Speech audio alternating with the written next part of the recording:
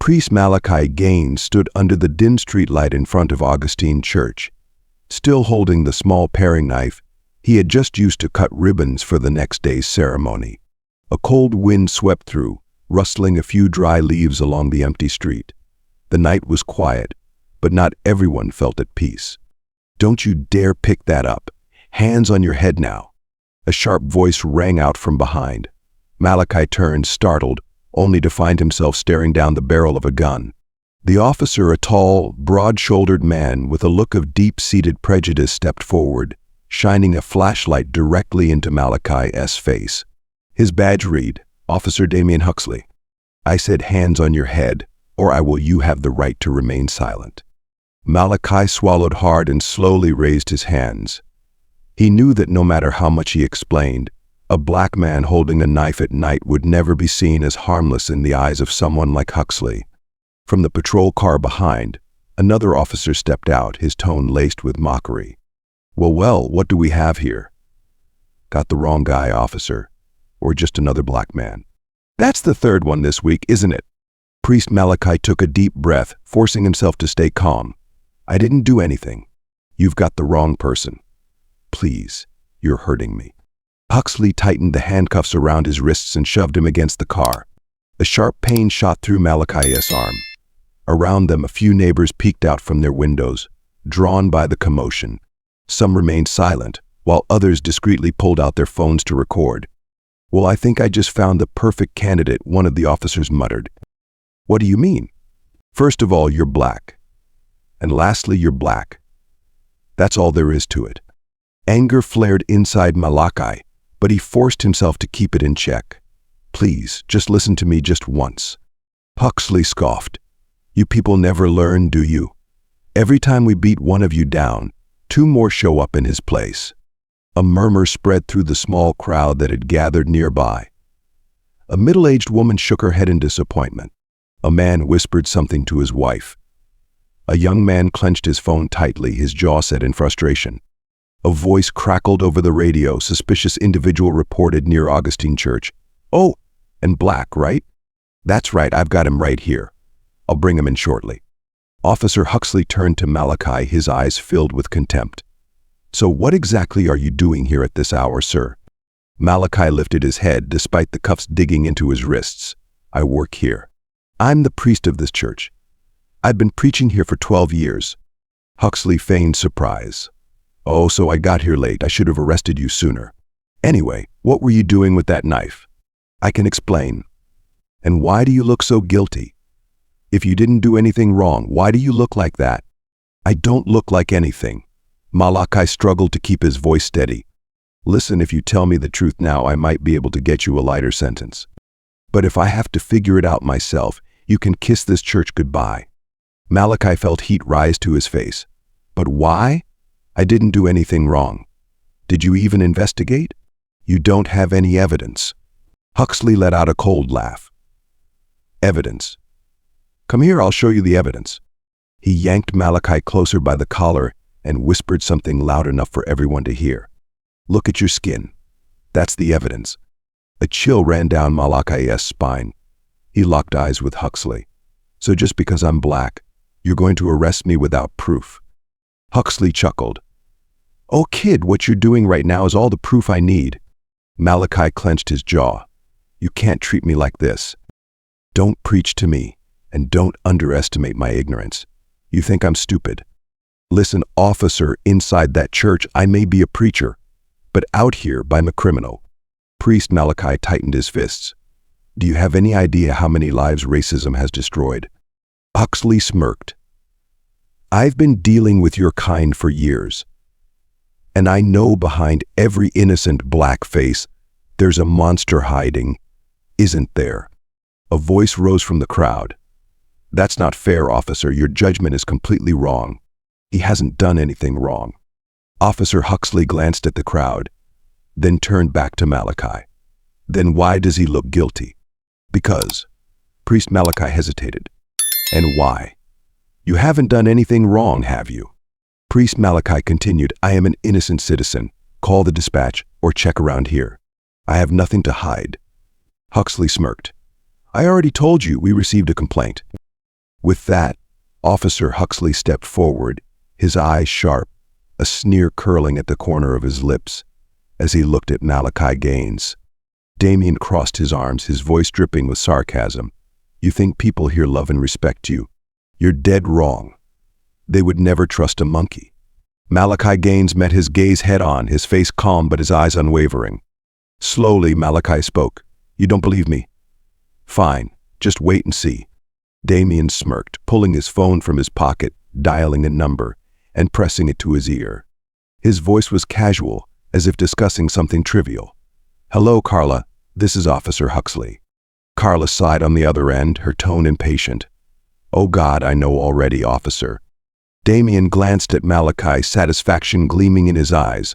I caught the guy you mentioned. He claims to be a priest here.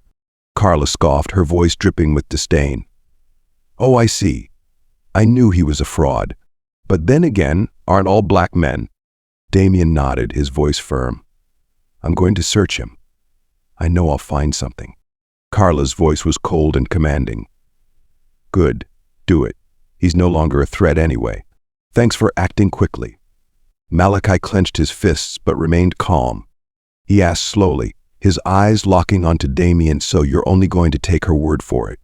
Damien chuckled dryly and stepped closer to Malachi, lowering his voice into a threatening whisper. Turn around. I'm going to search you. And when I find what I'm looking for, you'll be in prison for a long, long time. Priest Malachi took a deep breath, offering no resistance. His voice was dry. Are you satisfied now? Damien scowled. Where's the notebook?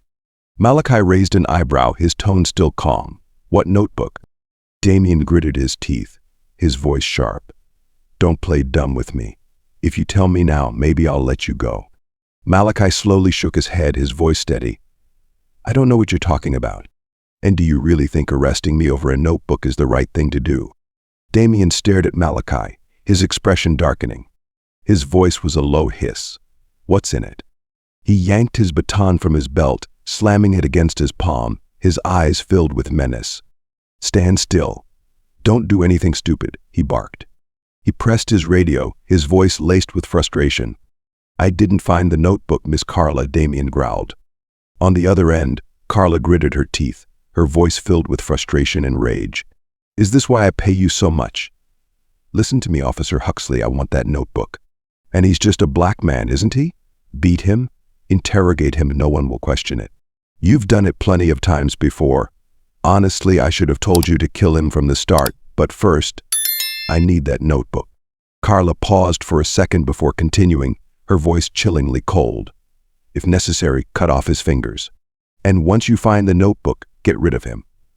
I don't want black people in my Augustine church. Damien gripped his radio tightly, his tone curt. Understood, Miss Carla. I'll take care of it. He jerked his chin toward another officer standing nearby before lifting the radio again. Damien commanded, all units, attention. We have the suspect in custody. A voice rang out from behind him, cold as steel. Looks like you've got the wrong man. Damien spun around, his face turning pale. He hissed at his subordinate, check this preacher's background right now. Sure, wait, hold on. There's something you need to know. A frantic voice crackled through the radio, full of urgency. This man isn't who we thought.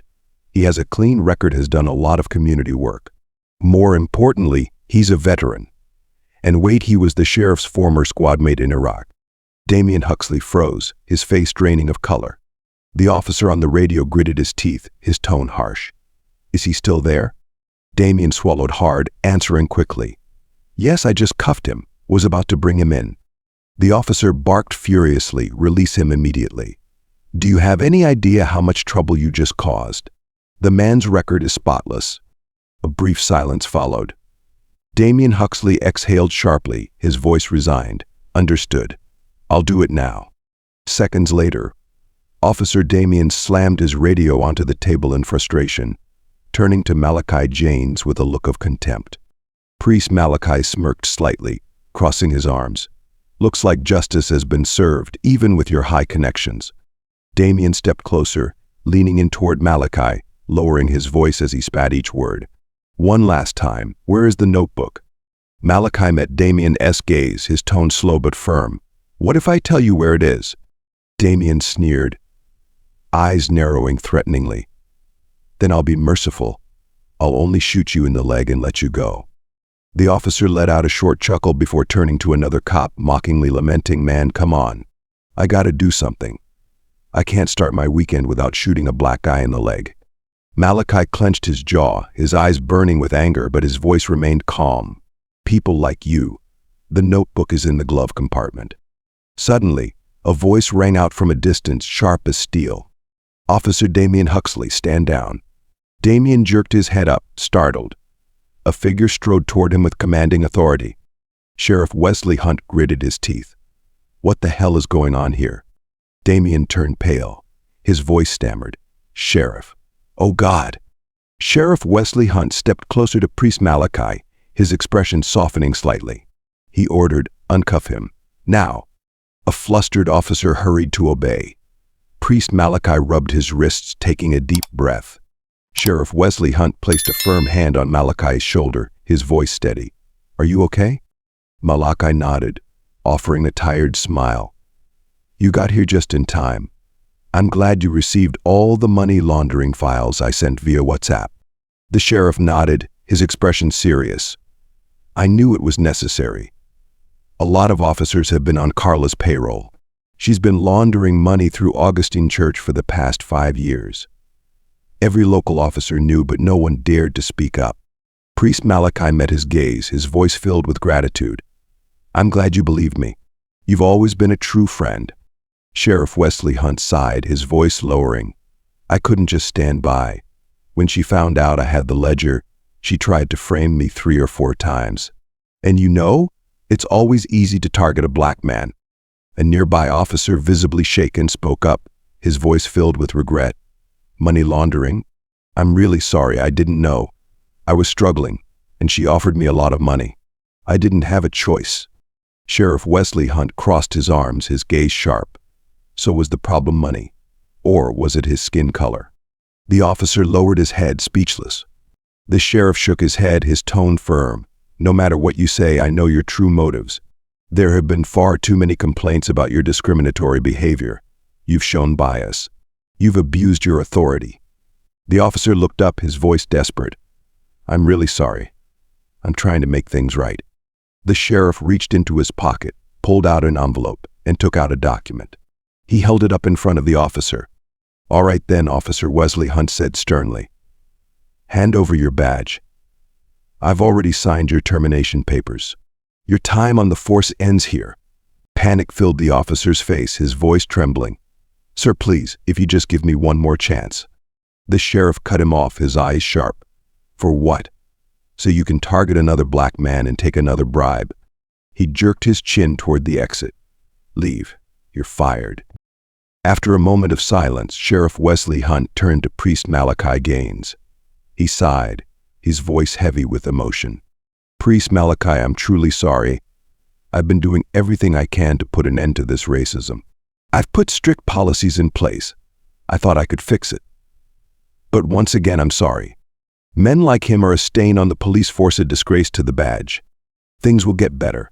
With leaders like you, change will come." "Yeah, I hope so. Did you catch her yet?" "She's been on our watch list for 5 years, but we never had enough evidence because she bought off nearly every cop. I still can't believe she did all of this through St. Jude's Church. You know you can always trust me. You've always known that. Brothers in arms, remember? Come on, let me give you a ride home. It's late." "Sure." That officer even punched my tire. God help them. "Sorry about that. I'll get it replaced." "Sir, we've apprehended Carla at the airport. She was trying to flee." "Good. Bring her in immediately." Police brutality is widespread today, especially when it comes to racial discrimination. Issues of power and prejudice can cloud judgment, leading to wrongful actions. But standing on the side of truth, as Priest Malachi Gaines did, takes real courage and integrity. The story of Father Malachi Gaines and Sheriff Wesley Hunt comes to an end not just as a battle against corruption within the system, but as a lesson in courage, integrity, and the responsibility each of us carries in society. It reminds us that justice does not come naturally. It must be protected, nurtured, and sometimes reclaimed from those who seek to distort it for their own benefit. As we step into 2025, what will we do? We cannot change the world overnight, but we can start today. 2025 must be a year of action, a year in which each of us commits to speaking up against injustice, refusing to stay silent in the face of discrimination, and actively engaging in conversations that raise awareness. We can demand greater transparency from law enforcement, support responsible leaders, and most importantly, educate future generations about respect and fairness. But when 2030 comes, will racism still exist? The truth is, racism is deeply rooted in history and society, and it may not completely disappear by 2030. However, that does not mean we cannot make progress. If each person contributes in small ways, in 5 years, we could see a society where justice is no longer a privilege for a select few, but a right for all. As new generations grow with open minds, as laws become fairer, and as those in power exercise their authority with true accountability, we will witness real change. But to get there, we must start today. What about you? What do you think? Do you believe change is possible? Have you ever witnessed an act of injustice? What do you think you can do to contribute to a fairer society? Share your thoughts in the comments below, because conversations like these help drive change. As for me, this story is more than just a story. It is a powerful reminder that justice is not an abstract idea. It exists in the choices we make every single day. I don't expect a miracle to erase all injustice overnight, but I believe in the power of unity. I believe that if we have enough Malachi Gaines, Saint Wesley Hunt is in this world, if each of us commits to taking action for a better future, then by 2030, we won't have to ask, will racism still exist? Because by then, we will have come a long way in dismantling it. If you believe that too, leave your thoughts below, share this story, and keep spreading the message. Together, we can make a difference. This story is entirely fictional and created for the purpose of raising awareness. It highlights issues of accountability, justice, and the importance of treating all individuals with respect and dignity. We strongly oppose violence, prejudice, and injustice in all forms.